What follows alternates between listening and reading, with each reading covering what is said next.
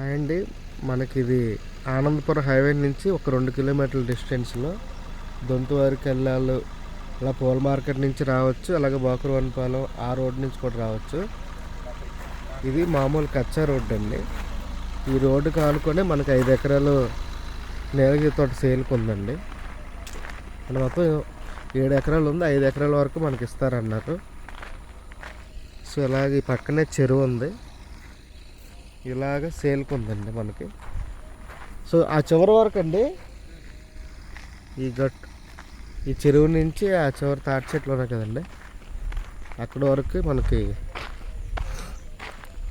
ఇది రోడ్డు కానుకునే ఉంది సైటు.